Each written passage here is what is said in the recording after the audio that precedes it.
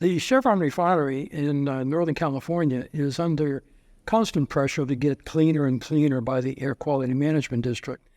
And Chevron, as well as all the California refineries, are the cleanest in the entire world, but the AQMD wants them to be cleaner.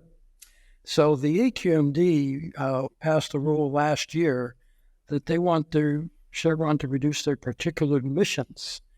To do so, the level that the AQMD wants would require Chevron to spend in excess of $1 billion. And they basically said, we're not going to do it. We're out of here. So it's being challenged in the courts. And if the courts uphold it, then Chevron is more likely going to just close. And if they close, that is one of the two refineries in Northern California that makes the aviation fuel for the international airports at San Francisco, Oakland, San Jose, Sacramento, and the entire military up north.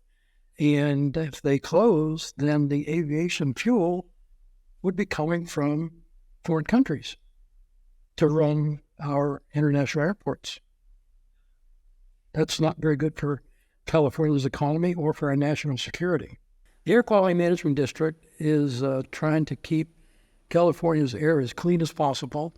The irony of the whole thing is that by keeping California clean, we basically delegate the emissions to other countries. Like you say, if we don't do it here, we'll do it somewhere else. But and the emissions outside of California are larger than inside California. And so on the good side, we reduce emissions in California. The bad news is we increase emissions worldwide. And so the bottom line is, we basically help to increase worldwide emissions by letting other countries that don't have the same environmental controls do what we could do here.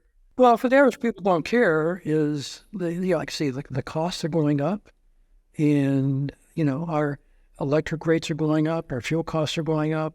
Our fuel costs are, $1, $2 higher than the rest of the country because of all the environmental regulations that are imposed on the manufacturing of fuel, because, the price at the pump is basically a dumping ground, because all these environmental costs, they just get added to the price of manufacturing the fuel, and who pays for it? Persons filling up their cars. And so it's a very expensive place to live, and, our fuel costs are the highest in the country because of that. And, like I said, we don't manufacture it here, we just manufacture it somewhere else and then bring it in by ship and pay for it that way.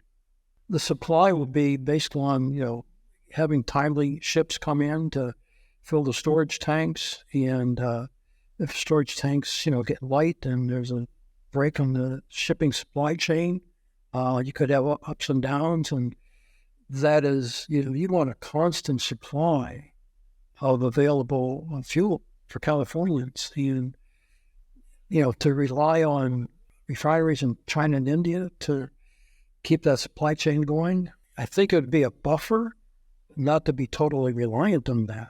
Well, California is an island. We're separated from the rest of the country because the Sierra Mountains, there's no pipelines to the Sierra Mountains. So even when the fracking was prevalent in the United States, there was a lot of crude oil available in Central America, in the central United States, but there was no way to get that to California. The only way to get it to California is to set it by the Suez Canal. And it's too expensive to bring it that way. It's a lot cheaper to bring in oil, from OPEC and Venezuela and other countries. And so, we're an island, and we have no access to fuel or crude oil from anywhere else in the United States because of that. If you remember, the oil embargo that hit, 50 years ago when OPEC, shut off the oil supply to the United States, it paralyzed the United States. Well, the Department of Energy was formed back then, and one of their sole purposes was make sure this doesn't happen again, that the United States is dependent on foreign crude oil. Well, California is the fourth largest economy in the world, And 50 years ago, we were 95% crude oil independent. Between California production and Alaska production, we provided 95% of the demands of the state. Well, California, that 5% has grown to 60%. 60% of the crude oil demands of the state are coming from foreign sources.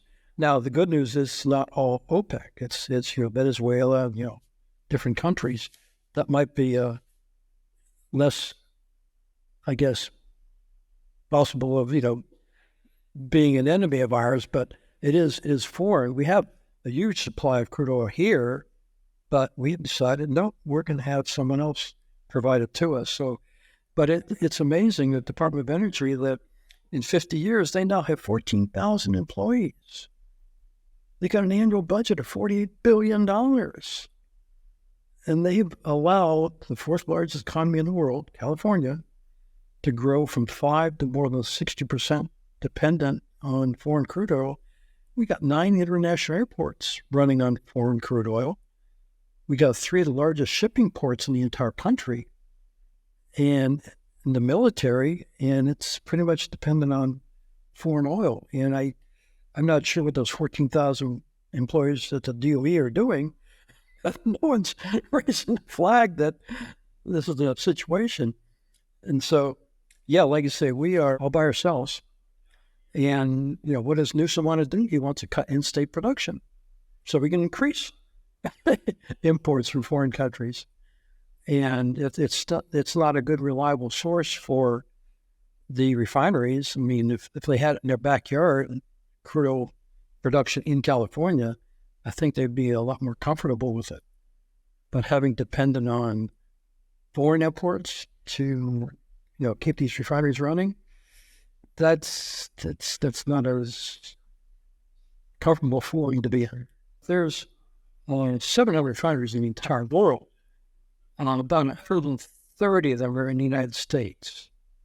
The problem with California, we're an island.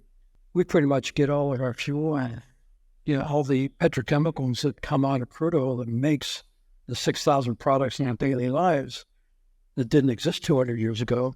Newsom wants to get rid of crude oil. President Biden wants to get rid of crude oil.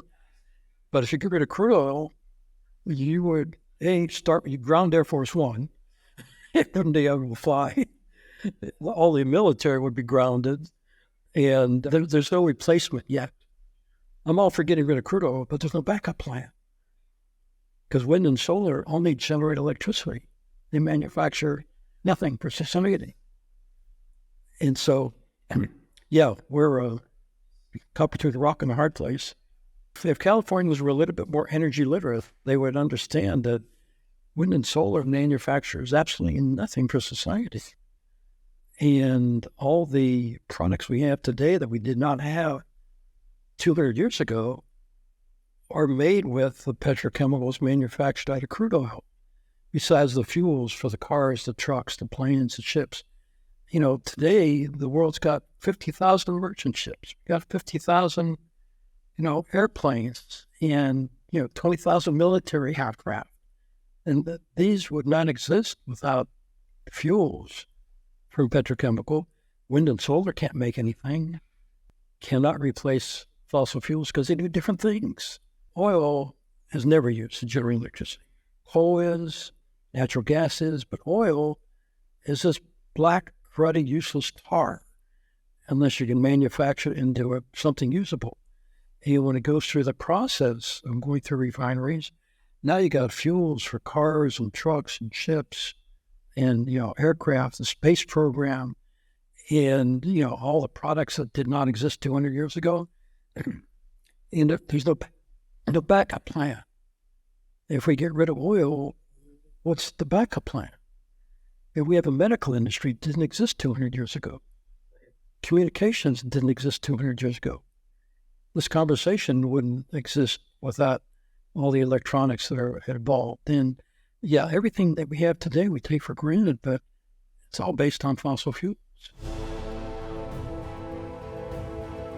If you haven't checked out CaliforniaInsider.com, we highly recommend you do that now because we're going to have a lot of news and videos there. And on top of what we have there right now, we are building a really big platform to cover what's happening in California so you can be informed.